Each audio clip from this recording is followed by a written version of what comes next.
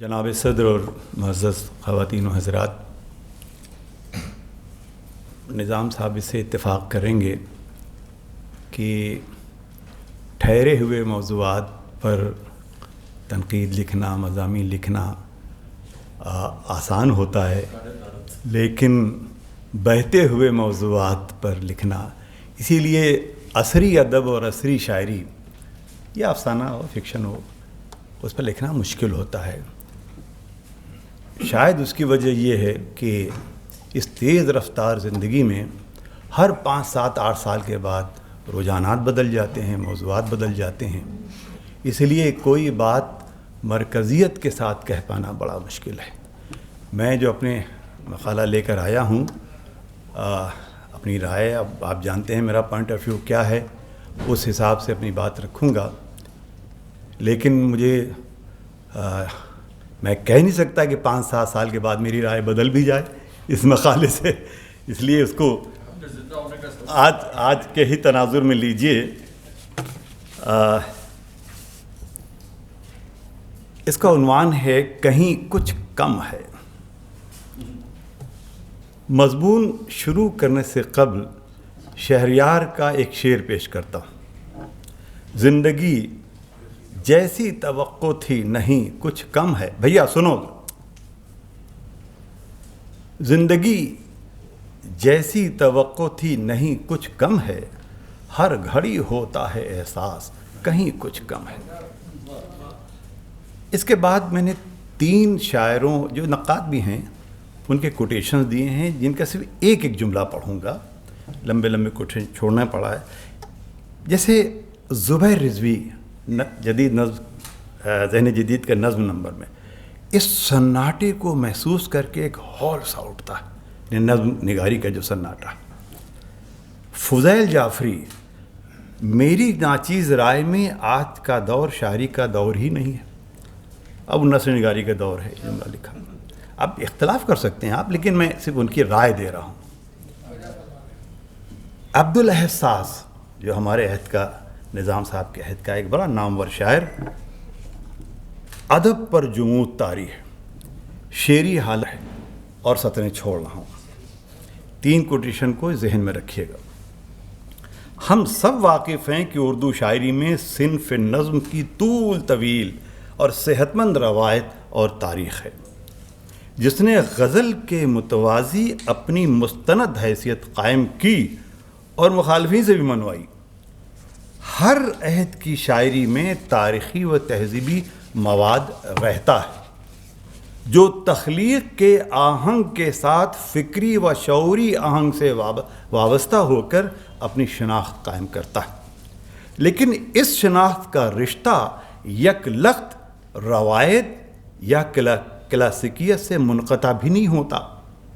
फिर उसमें नया क्या है, ये नया तलाश करना बहुत जोखम भरा काम है, और नएपन की तलाश किस तरह हो, ये अपने आप में एक बहुत अहम सवाल है। 1972 में जब मुमताज़ शायर और नक्काद खलीलुर रहमान आज़मी ने नई नज़्म का सफ़र तरतीब दिया था, तो इस नएपन के बारे में 2 जुमले सुन लीजिए। जब हम नई नज़्म का लफ्ज़ इस्तेमाल करते हैं तो उसका मतलब ये होता है कि ये किसी पुरानी नज़्म का आदा या तकरार नहीं है। आदा या तकरार मैकेनिकी या मशीनी अमल है, मगर तख्लीक़ी अमल आदा नहीं होता। और लंबा कोटेशन है, छोड़ रहा हूँ। नया तजुर्बा, नई हिस्सियत, नया वजूद, ये सब बड़े गौर तलब अनासिर हैं, जो गौर तलब से ज़्यादा अक्सर बहस तलब हो जाते हैं, इसलिए कि तजुर्बे का ताल्लुक़ समाज और अफराद से होता है, ज़िंदगी के बदलते हुए अक़दार, रवैयों और तौर तरीक़ों से होता है। लेकिन कुछ लोग इससे भी इख्तलाफ कर सकते हैं कि वो अदबी असनाफ़ और तख्लीक़ को ख़ुद मुक्तफ़ी करने की गरज से कहीं चले जाते हैं। उन्हें तजुर्बात और तग़य्युरात से ज़्यादा लेना देना नहीं होता। एहतशाम हुसैन का भी एक कोटेशन है कि हर ज़माने में नया हो या पुराना, कुछ इंसानी मसाइल ऐसे रहते हैं जो मुश्तरक रहते हैं। लंबा कोटेशन, इसको भी मैं छोड़ रहा हूँ। یہ بات غلط ہو یا صحیح، لیکن یہ سچ ضرور ہے کہ شعر و ادب کی اب جو نئی گفتگو ہو رہی ہے. خالد صاحب آگے آئیے، آپ کا استقبال.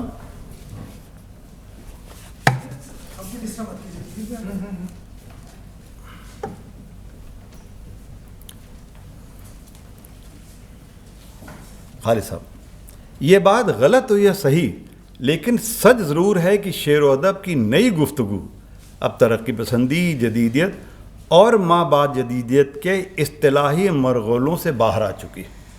لیکن کچھ انسانی اور سماجی قدریں بہرحال ہمارا پیچھا نہیں چھوڑتیں، اور اس کے فکریاتی زاویے بھی تخلیق سے الگ نہیں ہوتے.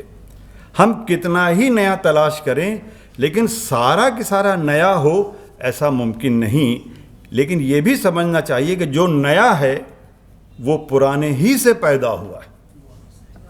البتہ وہ اپنے زمان و مکان میں ڈوب کر، اپنے حالات و تغیرات سے متاثر ہو کر ایک نئی حیثیت کے ساتھ وجود میں آتا ہے. تب کچھ بدلا سا نظر آنے لگتا ہے، لیکن ایسی مثالیں کم ہی نظر آتی ہیں. میری نظروں کے سامنے کچھ تازہ شعری مجموعے اور رسالے، انہی کے حوالوں اور مثالوں کے ذریعے گفتگو کو آگے بڑھاؤں گا.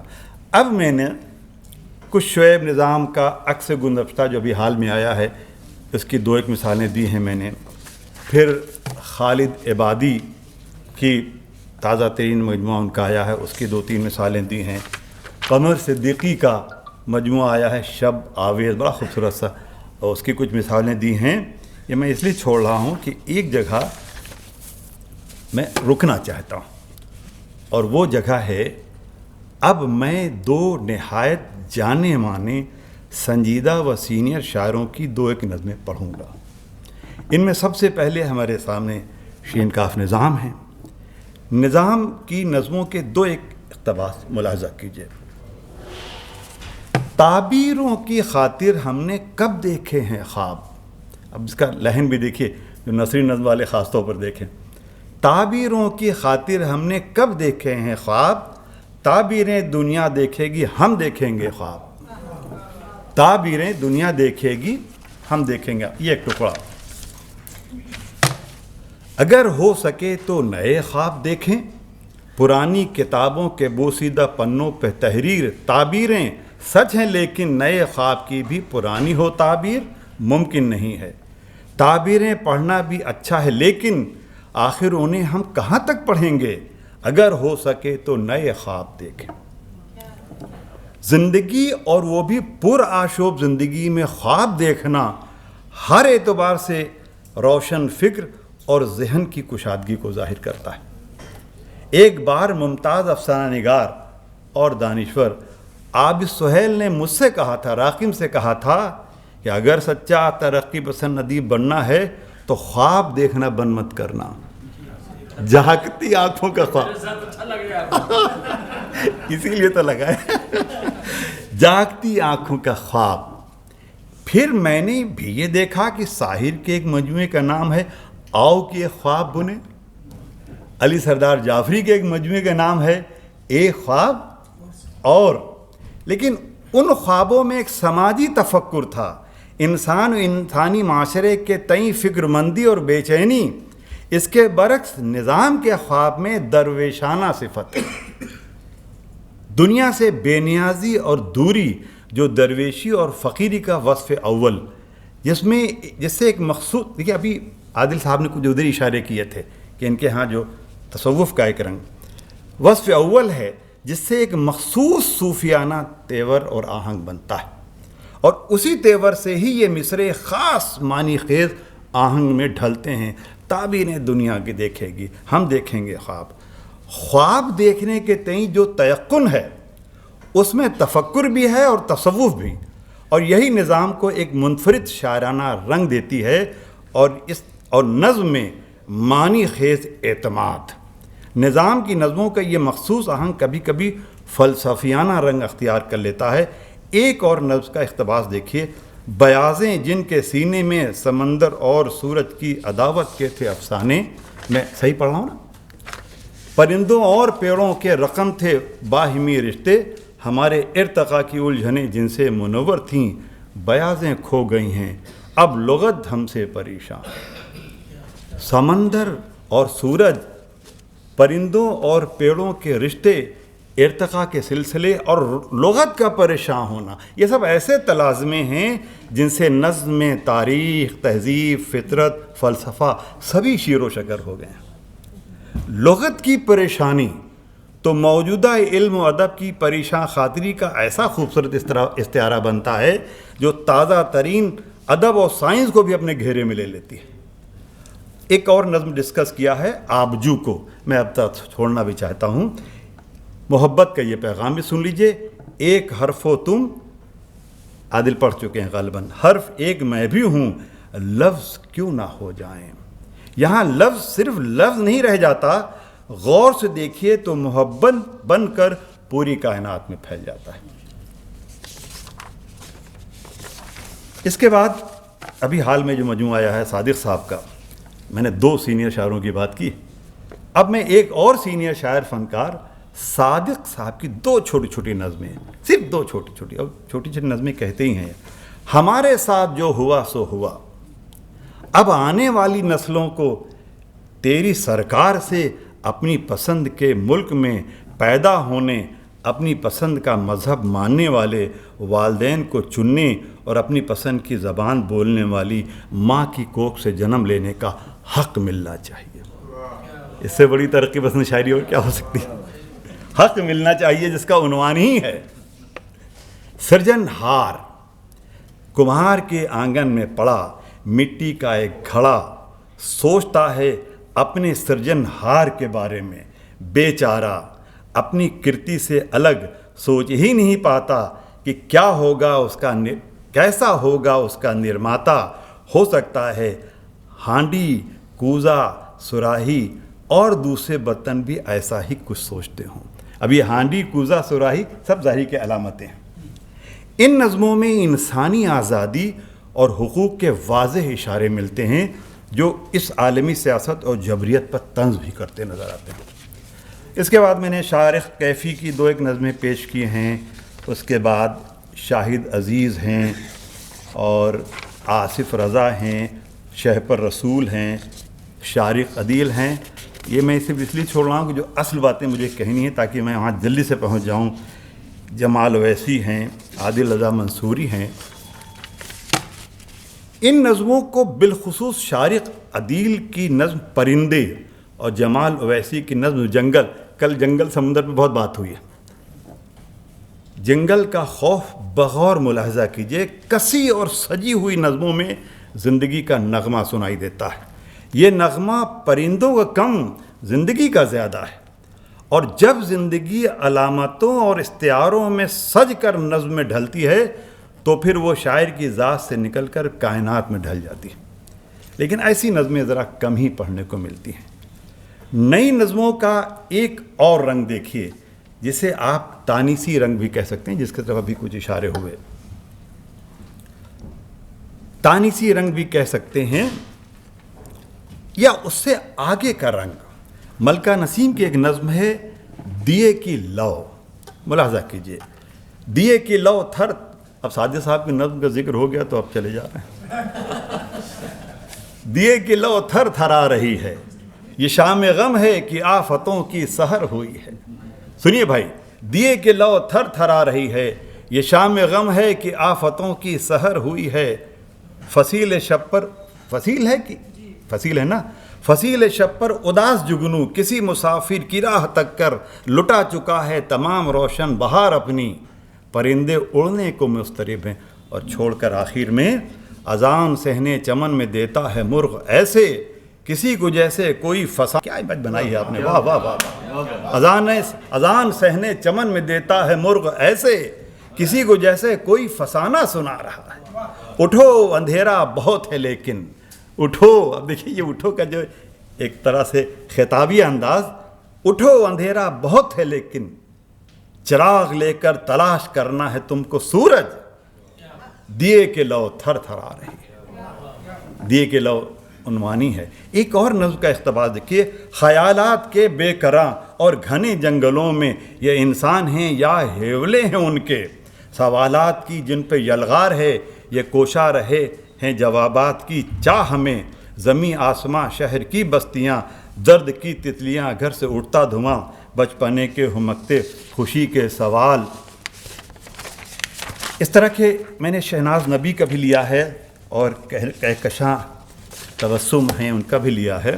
میں نے ان شاعرات کا ذکر بطور خاص اس لیے کیا ہے کہ عموماً شاعرات کو صرف تانیثیت کے حوالے سے لیا جاتا ہے۔ تانیثیت جزوی صداقت ہے، لیکن اب یہ تحفظات رفتہ رفتہ دور ہو رہے ہیں اور خواتین کی شاعری بھی زندگی کی شاہراہ پر آ گئی۔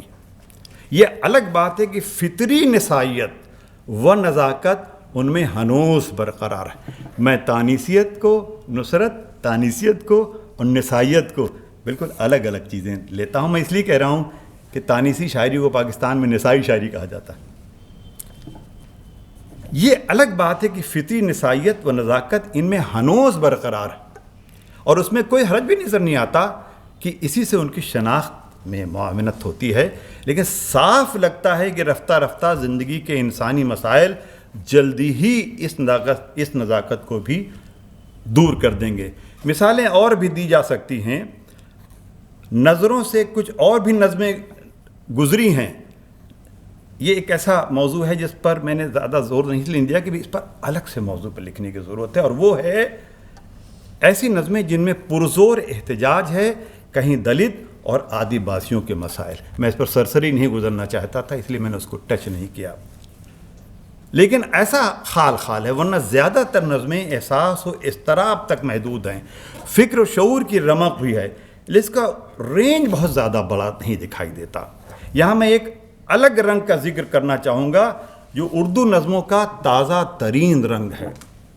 میں اس پر آپ کی توجہ چاہوں گا، بہت سرسری کل تھوڑا سا اشارہ کر کے چلے گئے شافع صاحب، اب میں اس کو ذرا سے ایک آدھ نمونے پیش کر کے اپنی بات کہنا چاہتا ہوں، اور وہ ہے شعر و ادب میں داخل تازہ اور گرما گرم کرونائی رنگ۔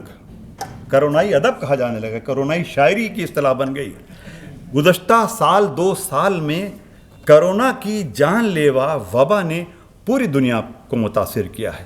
انسانوں کی بے شمار اموات نے خوف و دہشت کی فضا قائم کر دی، اس سے شاعر و ادیب بھی متاثر ہوئے۔ اس مختصر سی مدت میں بھی اتنی نظمیں، افسانے، یہاں تک کہ ناول بھی شائع ہو گیا۔ کشکول عبدالصمد کا ناول، جس کی امید بھی نہیں کی جا سکتی تھی، جس کو دیکھ کر ان قلم کاروں کی زندگی اور زمین سے وابستگی قابل حیرت بھی ہے اور قابل مدح بھی۔ اس نئے قسم کے درد و کرب اور اس کی ناقابل بیان حیثیت سے اظہار خیال میں جو ندرت آئی ہے، اس نے انسانی وجود اور زندگی کے بدلتے ہوئے روپ پر بے شمار سوالات قائم کر دیے ہیں۔ اس حساس موضوع پر بھی بے شمار نظمیں، آپ نے بھی کل اشارے کیے، چند مثالیں ایک دو۔ کاروان ادب کا جو تازہ شمار آیا ہے بھوپال سے، کینیڈا کی ممتاز شاعرہ شاہدہ حسن جس کی ایک لمبی نظم کے صرف ایک اقتباس سنیے۔ کیسی لگے گی یہ دنیا، کیسی لگے گی یہ دنیا کرونا کے بعد، یہ عقدہ کون کھولے گا، پھیلتی جا رہی ہے وبا کی وحشت، اور نظم بڑھتے ہوئے یہاں پر ختم ہوتی ہے۔ اب اس میں ذرا دیکھیے گا، بہت اشاریت، بہت گہری۔ کسی دانشور نے کہا تھا، جس لمحے طاقتوں کا غیر متوقع ملاپ ہو رہا ہو، غیر متوقع ملاپ، وہی انسانی تاریخ کے رخ بدلنے کا لمحہ ہوا کرتا ہے۔ دیکھیے بیماری کو کس طرح زرداری اور طاقتوری میں بدل کر اسے انسان کی بدبختی سے جوڑ دیا۔ بڑا ذہن چھوٹے موضوع کو بھی بڑے سیاق و سباق میں دیکھتا ہے تو پھر وہ موضوع اور تخلیق دونوں بڑے ہو جاتے ہیں۔ کوئی موضوع چھوٹا نہیں ہوتا، اس کا برتاؤ کیا ہے، اس کا ٹریٹمنٹ کیا ہے، کس طرح سے آپ اس کو لے رہے ہیں۔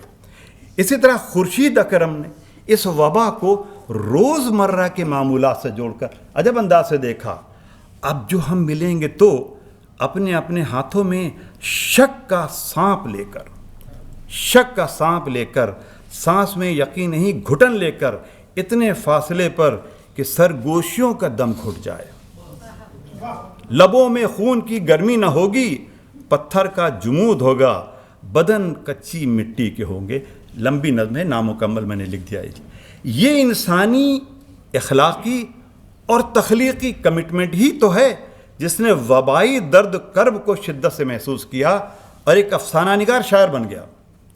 جذبہ و فکر کے حادثے یوں بھی ہوا کرتے ہیں. مشتاق احمد ایک افسانہ نگار ہے، ایک رسالے کا مدیر بھی دربھنگا، لیکن گزشتہ دنوں ان کا شعری مجموعہ آئینہ حیران، میں حیران رہ گیا اس کو پڑھ کر کہ ایک افسانہ نگار ہے، اوسط درجے کا افسانہ نگار، رسالہ بھی اوسط درجے کا ہے، لیکن صاحب 2-3 نظمیں ہیں. اب میں ذرا اس کو چھوڑ رہا ہوں کیونکہ ایک چھوٹی سی نظم کا، یہ بالکل عوامی سا شاعر ہے، بلکہ یوں کہوں کہ مشاعرے کا شاعر ہے، ہمارے شہر کا اسلم الہ آبادی. زندگی اور موت میں تکرار ہے، اپنی دنیا آج کل بیمار ہے. زندگی کرونا کے حوالے سے، زندگی اور موت میں تکرار ہے، اپنی دنیا آج کل بیمار ہے.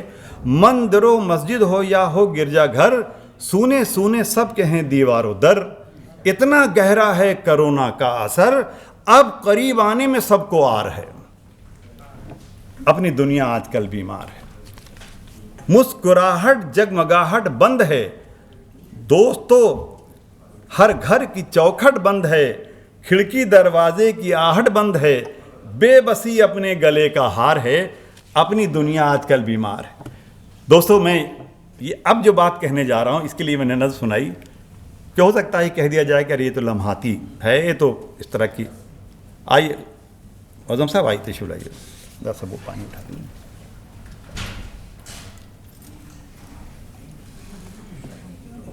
میں لمحاتی شاعری کی بھی اہمیت دیتا ہوں. شافع صاحب سنیے گا. کوئی کہہ سکتا ہے، آپ بھی کہہ سکتے ہیں، کوئی کہہ سکتا ہے کہ یہ ہنگامی نظمیں ہیں، ان میں لمحاتی کیفیت ہے. کل جب یہ لمحہ ختم ہو جائے گا تو نظمیں بھی ختم ہو جائیں گی. ہو سکتا ہے یہ سچ ہو. مجھے یہاں کسی کا، ادھر انپم صاحب آ جائیے. میں بہت اب تو اپنی بات کہنے جا رہا ہوں، اس لیے میں چاہتا ہوں کہ آپ سن لیں اس کو توجہ سے. کوئی کہہ سکتا ہے کہ یہ ہنگامی نظمیں ہیں، ان میں لمحاتی کیفیت ہے. کل جب یہ لمحہ ختم ہو جائے گا تو نظمیں بھی ختم ہو جائیں گی. ہو سکتا ہے یہ سچ ہو. مجھے یہاں کسی کا دفاع نہیں کرنا اور نہ کوئی اعتراض کرنا ہے، لیکن شعر و ادب کے ایک سنجیدہ طالب علم کی حیثیت سے صرف اتنا عرض کروں گا کہ ہر شاعری لمحے موجود میں ہی جنم لیتی ہے. ہر شاعری لمحے موجود میں ہی جنم لیتی ہے. ہر شاعر اپنے عہد کے ہی نغمے سناتا ہے. نظموں میں شامل انسانی اور آفاقی قدریں ہی اسے دور تک لے جاتی ہیں. ان نظموں میں جو تصورات ہیں، جو سوالات ہیں اور جو فلسفے ہیں، کیا آپ اسے بھی لمحاتی مقامی کہہ سکتے ہیں؟ سچ تو یہ ہے، جملے پہ داد چاہوں گا آپ کے، کہ سچ تو یہ ہے کہ مقامیت سے ہی آفاقیت کا سفر طے ہوتا ہے. جو جہاں کا ہے اگر وہیں کا نہیں ہے تو پھر کہیں کا نہیں. ایلیا ایرنبرگ کے جملے یاد آ رہے ہیں، ملاحظہ سنیے. ایک ادیب کے لیے یہی ضروری نہیں کہ وہ ایسے ادب کی تخلیق کرے جو مستقبل کے صدیوں کے لیے ہو، اسے ایسے ادب کی تخلیق پر بھی قدرت ہونی چاہیے جو صرف ایک لمحے کے لیے ہو، اگر اس ایک لمحے میں قوم کی قسمت کا فیصلہ ہونے والا ہے. ایلیا ایرنبرگ. اس مختصر سے مقالے میں مختلف مثالوں کے ذریعے نئی نظموں کے جو کچھ رنگ دکھائے گئے، اب یہ میرا اپنا محاسبہ ہے جس سے آپ اختلاف کر سکتے ہیں، پورا حق ہے آپ کو. جو کئی رنگ دکھائے گئے ہیں جو قطعی نامکمل ہیں، اس لیے کہ اس عدم تکمیلیت کے روح سے کوئی نتیجہ خیز گفتگو کرنے کی پوزیشن میں کم سے کم میں نہیں. لیکن ایک سوال پھر بھی گونجتا ہے کہ ان تمام رنگوں کو ملا کر کیا جدید اردو نظم کا کوئی بڑا رنگ، بڑا خاکہ اور بڑی پہچان بن رہی ہے؟ جیسے اقبال جوش، فیض، راشد معراجی، اختر الایمان وغیرہ، مجید امجد وغیرہ، جسے اس کی توسیع کہا جا سکے. یہ سوال صرف میرا نہیں، میرے عہد کے بعض دیگر سنجیدہ وقارین ناقدین کا بھی ہے. کچھ مثالیں میں نے مضمون کے ابتدا میں دیں، کچھ ایک دو پھر سن لیجئے. قاضی جمال حسین، پروفیسر قاضی جمال حسین، جو اردو نظم کے اچھے پارک ہیں، اپنے ایک مضمون معاصر اردو نظم شناخت کا مسئلہ، صاف طور پر سوال کرتے ہیں معاصر نظم کے امتیازات کیا ہیں. اور کوٹیشن ہے میں عتیق اللہ صاحب، کیا وجہ ہے کہ ہندی، جس کی طرح آپ نے بار بار اشارے کیے ہیں، کیا وجہ ہے کہ ہندی اور دوسری علاقائی زبانوں کی شاعری میں جلتے سلگتے ہندوستان کا نقشہ ہر اور چھور سے دیکھا جا سکتا ہے؟ اور پھر یہ بھی عتیق اللہ کا جملہ، حقیقت، سماج، دنیا اور زندگی جیسے الفاظ کے استعمال سے ہماری تنقید محض اس بنا پر گریز کر رہی ہے کہ ترقی پسند تنقید کو یہ بہت عزیز تھے. تنقید کے اس چھوا چھوت والے کردار نے ہماری تخلیق کاروں کو بہت گمراہ کر دیا. افسوس کا مقام یہ ہے کہ یہ گمراہی اب بھی برقرار ہے. یہ میں نہیں کہہ رہا ہوں، پروفیسر عتیق اللہ، جن کے مضمون کا عنوان ہے کہ ایک بے مرکز سماجی تشکیل اور جدید اردو نظم. عتیق اللہ نے تو پوری سماجی تشکیل کی لامرکزیت کو ہی بحث میں لا کے کھڑا کر دیا، جو غور طلب ہے. کوئی عتیق اللہ کے ان خیالات سے اختلاف کر سکتا، تھوڑا بہت مجھے بھی ہے، لیکن ان دونوں سنجیدگی سے اختلافات بھی تو نہیں ہو رہے ہیں. اگر آپ تھوڑی دیر کے لیے وارث علوی کو فکشن کے بجائے نظم کا نقاد مان لیں، جو ندا فاضلی پر طویل مضمون لکھتے ہوئے ایک جگہ لکھا انہوں نے، نظریاتی جکڑ بندیوں سے آزاد ہونے کے بعد توقع تھی کہ شاعری کی نئی جولاگاہیں میسر آئیں گی، سوائے ایک دو یا تین شاعروں کے اس ضمن میں کسی بھی شاعر کی کارکردگی غیر معمولی تو کیا اطمینان بخش بھی نظر نہیں آتی. ایسا لگتا ہے کہ ان کے پاس شاعری کے موضوعات نہیں ہیں. یہ ان کا کوٹیشن ہے، میرا بھی اختلاف ہے، آپ کا بھی ہو سکتا ہے. اس مختصر گفتگو کا مطلب یاس اور نا امیدی نہیں. گزشتہ 20-25 برسوں کے نظمیہ سفر کے بارے میں ابھی اس وقت کچھ فیصلہ کر پانا قبل از وقت ہوگا. یوں بھی تخلیق اور تبدیلی دونوں ہی خط مستقیم پر نہیں چلتی، وہ مسلسل تصادمات اور تغیرات سے نبرد آزما ہوتی رہتی ہیں. ہمیں پہلے ان تبدیلیوں اور کروٹ لیتی ہوئی سماج اور تہذیبی صورتوں پر بھی نگاہ رکھنی ہوگی، جس کے بارے میں احتشام حسین وغیرہ وغیرہ کوٹیشن وہ چھوڑ رہا ہوں. احتشام صاحب نے کہا ہے کہ بین الاقوامی سماجی کشمکش کو بھی سمجھتے چلنا بہت ضروری ہے، اس کے بغیر ذرا معاملہ بنے گا نہیں. فراق گورکھپوری نے بھی ایک متن، ایک مضمون حقیقی شاعری کیا ہے میں کہا تھا کہ شاعری کرنا جس قدر آسان ہے، جملہ سنیے گا، شاعری کرنا جس قدر آسان ہے، شاعری میں روح شاعری پیدا کرنا اتنا ہی مشکل. اس کے لیے اس کے لیے کیا کہا ہے؟ اس کے لیے شعور علم سے زیادہ، یعنی ایم اے پی ایچ ڈی ڈی فل ڈی لٹ کام نہیں آتا وہاں پر، اس کے یا پروفیسر ہونا بھی کام نہیں آتا.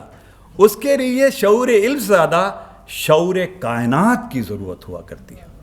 عالم مسرور نے بھی ایک جگہ لکھا ہے کہ عصری احساس صرف ہندوستان کے احساسات کی نمائندگی نہیں کرتا، وہ اپنے دور کے عالمی احساسات کی بھی ترجمانی کرتا ہے. کوہنا مخش شاعر، جدید شاعر مصحف اقبال توصیفی نے ابھی جن کا تازہ مجموعہ آیا ہے رات خیالوں میں گم، وہ بھی ایک جگہ اشاروں میں کہتے ہیں کہ شاعر آئینے میں ہمیشہ اپنا ہی تو عکس نہیں دیکھتا، کبھی تو کسی تخلیقی لمحے میں آس پاس کے کچھ چہرے یا بہت دور کے منظر تو اسے نظر آ ہی جاتے ہیں. اور اس طرح سے کوٹیشن شاعری میں ایک 1.5 صفحہ اور ہے، میں آپ کی توجہ چاہتا ہوں. شاعری میں حیات اور کائنات، زمان و مکان، رومان اور حقیقت، مشاہدہ و تجربہ وغیرہ سب کے سب شعری حیثیت اور تخلیقی تجربہ بن کر ابھرتے ہیں. لیکن اس کے لازوال نقوش انسانی دردمندی اور فنی ہنرمندی کے بغیر ممکن نہیں. دیکھیے میں فنی ہنرمندی پر زیادہ بلکہ زور دینا چاہتا ہوں. یہ وہ نسخہ کیمیا ہے جس نے اقبال، جوش، فیض، راشد، اختر الایمان جیسے شاعروں کو پیدا کیا اور ایک تاریخ رقم ہو گئی. اگر آج کے شعراء کو اپنی اور اپنے عہد کی خصوصی تاریخ لکھنی ہے اور اپنی ایک منفرد شناخت بنانی ہے تو اسے زندگی کی مشینی رفتار سے زیادہ انسانی سروکار، جذبات و احساس وغیرہ کو سمجھنا ہوگا، جو پورے طور پر سیاست، صارفیت کہتے ہیں بازارواد کو، صارفیت اور جارحیت کا شکار ہو چکی ہے. میں ایسا نہیں مانتا کہ آج کے شعراء کی ان پر نظر نہیں ہے، نظر تو یقیناً ہے، لیکن شاید کوئی نظریہ نہیں. اور نظریے سے میرا سیاسی نظریہ ہرگز نہیں، نظریہ زندگی اس کے متعلق نظریہ نہیں ہے. ان کی راہ اور چاہ کچھ اور لگتی ہے، جس کی طرف عادل نے بڑے اچھے اشارے کیے. یہ کچھ اور کیا ہے، اس کی شکلیں کم سے کم مجھ پر واضح نہیں. تاہم ابہام و اشکال کے باوجود اچھی شاعری بھی ہو رہی ہے، لیکن وہ کہیں بازارواد کی شور میں دب سی گئی. سائنس اور ٹیکنالوجی نے اسے اور بھی کنارے لگا دیا ہے. اس لیے آج کے سنجیدہ اور معیاری شاعروں کو ان سب کے خلاف بھی ایک جنگ لڑنی ہوگی. شاعری کو بازار، کاروبار، نمائش اور اظہار سے دور عبادت اور وحدت کا درجہ دینا ہوگا. زندگی سے بیزار نہیں، اسے پیار کرنا ہوگا، اس کی گہرائیوں میں ڈوبنا ہوگا. صرف سوال کرنا کافی نہیں، تلاش جواب میں بھی سرگرداں ہونا ہوگا. آل احمد سرور نے جو بات کل کہی تھی وہ آج بھی درست لگتی ہے کہ محض بیزاری یا مایوسی سے کام نہیں چلتا، اس کے پیچھے ان قدروں کی بھی تنقید ہونی چاہیے کہ بیزاری کیوں. ایک منفی رجحان بھی ایک دوسرے مثبت رجحان کی طرف اشارہ ہوتا ہے، مگر مثبت رجحان کا احساس بھی تو بہت ضروری ہے. صرف مایوسی سے نہیں، نشاط سے بھی نہیں، صرف اطلاعات سے بھی نہیں، تجربات کے زخموں سے اور بازار کے آپ سمجھ رہے ہیں پیپسی کلچر کی طرف اشارہ ہے میرا، بازار کے آب سے نہیں، خون جگر کی گل سے شاعری کے سبزے گل کھلانے ہوں گے. زندگی کا زہر پی کر آب حیات تلاش کرنا ہوگا. میں یہ باتیں دوستو کسی نصیحت کے طور پر نہیں کہہ رہا ہوں، بلکہ خلوص اور محبت کی بنیاد پہ کہہ رہا ہوں. یہ سب شعراء میرے ہم عصر ہیں، میں ان کی دل سے قدر کرتا ہوں. یہی کیا کم ہے کہ اینٹی شاعری کے دور میں مجھے اینٹی شاعری، اینٹی لٹریچر جو بھی کہہ لیجئے، سائنس کا جو دور ہے، کامرس کا جو دور ہے، بزنس کا دور ہے، نفع اور نقصان کا جو دور ہے، اینٹی شاعری کے دور میں تمام خطرات اور چیلنجز کو قبول کرتے ہوئے شاعری کر رہے ہیں. جیسا کہ میں نے عرض کیا کہ نئی شاعری کے بارے میں آج فیصلہ کرنا تنقید کے شریعت کے خلاف جاتا ہے. تاہم آج کے قارئین اور بالخصوص ناقدین کا یہ کام تو ہے ہی کہ وہ اپنے زمانے کی تخلیقات کا محاسبہ کرتے چلیں، اپنے دور کے اقدار کو سمجھیں، مسائل اور موضوعات کو سمجھیں، اس سے زیادہ طرز احساس اور طرز گفتار کو سمجھیں اور مخلصانہ و مفکرانہ آرا کا اظہار کریں. لیکن اظہار کرتے وقت بھی یہ خیال بہت ضروری ہے بقول خلیل الرحمن اعظمی کہ یہ توقع رکھنا کہ شعر و ادب کی تاریخ میں کوئی ایسا زمانہ آئے گا جب صرف اچھے شاعر پیدا ہوں گے، یا کوئی شاعر صرف اعلیٰ درجے کی ہی چیزیں لکھے گا، یا کسی شاعر کی ہر نظم و ہر غزل میں یکساں کامیابی ہوگی. یہ نہ صرف ناجائز ہے بلکہ ایک فضول و محمل توقع ہے. کچھ نئی شاعری کے بارے میں انہوں نے ایک مضمون لکھا تھا، عصری زندگی کا احساس، 3 سطریں. عصری زندگی کا احساس جلوہ صد رنگ میں بدلتا ہوا آہنگ ہوا کرتا ہے، جس میں تشکیک کے ذریعے نئے یقین اور امکان کی تلاش ہوتی ہے، اور یہ تلاش ایک نئی آرزو کی بھی تلاش ہوتی ہے. اس تلاش کو سراہنا چاہیے، لیکن تلاش کو ہی منزل سمجھنے کی نادانی بھی نہیں کرنی چاہیے. تلاش کو ہی منزل سمجھنے کی نادانی نہیں کرنی چاہیے. اس لیے کہ زندگی، ادب، شاعری سبھی میں حسن کی بو قلمونی بھی ہوتی ہے اور حیات کی بلجبی بھی، جس کی کوئی آخری منزل نہیں ہوا کرتی. بہت شکریہ.